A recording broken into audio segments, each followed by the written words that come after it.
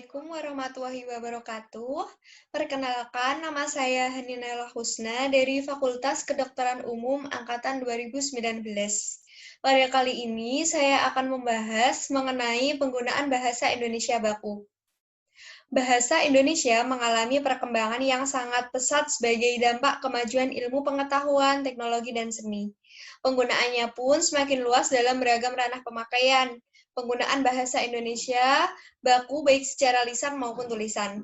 Saat ini, penggunaan bahasa baku di Indonesia mulai terkikis oleh bahasa gaul dan bahasa populer. Padahal bahasa baku sangat penting dalam kedudukan kebangsaan.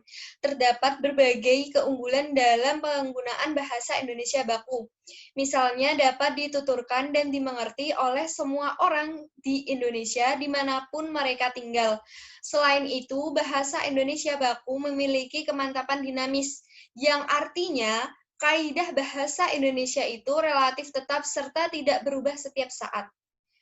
Penggunaan bahasa Indonesia baku mengikuti kaidah pembentukan kata bahasa Indonesia yang telah dibakukan. Oleh karena itu, sangat penting memahami kaidah penggunaan bahasa Indonesia baku. Unsur kebahasaan dan non-kebahasaan merupakan komponen yang harus diperhatikan untuk menghasilkan tulisan yang jelas, benar, baik, dan bermutu.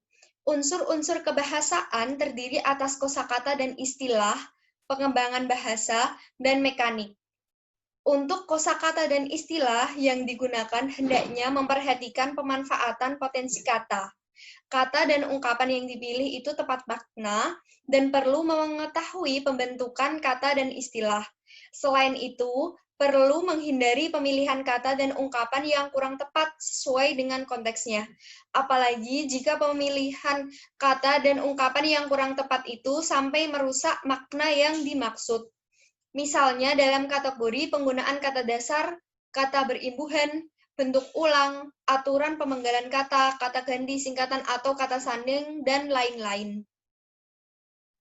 Yang pertama adalah kata berimbuhan. Jadi imbuhan terdapat awalan, sisipan, akhiran, serta gabungan awalan dan akhiran yang ditulis serangkai dengan bentuk dasarnya. Misalnya dengan kata dasar jalan diberi imbuhan ber, dia bisa menjadi kata berjalan. Selanjutnya berkelanjutan, mempermudah, gemetar, lukisan, kemauan, dan perbaikan. Dengan catatan, imbuhan yang diserap dari unsur asing seperti isme, man, wan, yang ditulis serangkai dengan bentuk dasarnya, misalnya pada kata sukuisme, seniman, kamerawan.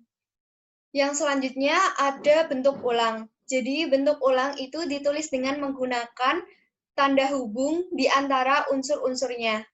Misalnya, anak-anak, buku-buku, hati-hati, kuda-kuda. Yang kedua, pengembangan bahasa dengan menggunakan aturan sintaksis yang perlu dipahami seperti yang berhubungan dengan kalimat, klausa, dan frasa, baik berhubungan satu dengan satuan lain tersebut secara fungsional maupun hubungan secara maknawinya.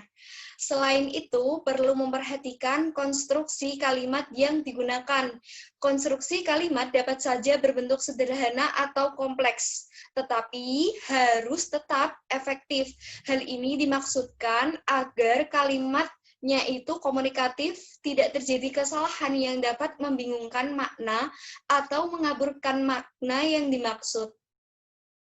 Misalnya, pada penggunaan unsur serapan seperti unsur asing yang belum sepenuhnya terserap ke dalam bahasa Indonesia, seperti force majeure, de facto, de jure. Jadi, meskipun unsur-unsur itu dipakai dalam konteks bahasa Indonesia, tetapi cara pengucapan dan penulisannya masih mengikuti cara asing.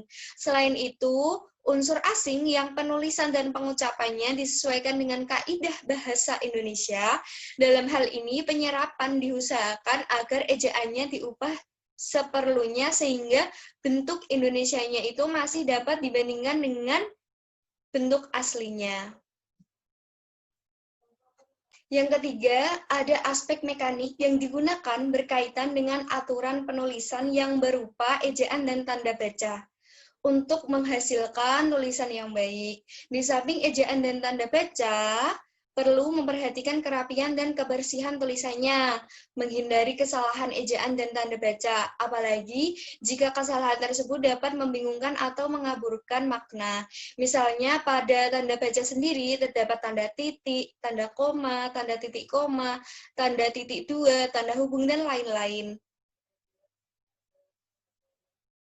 Di samping menguasai unsur-unsur kebahasaan, perlu memahami unsur-unsur non-kebahasaan. Pada unsur non-kebahasaan, perlu memperhatikan isi tulisan yang dituangkan.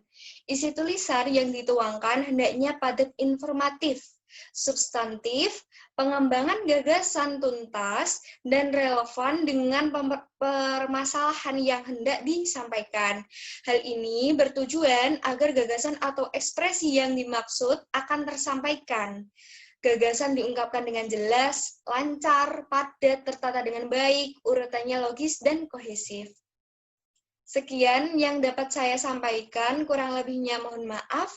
Wassalamualaikum warahmatullahi wabarakatuh.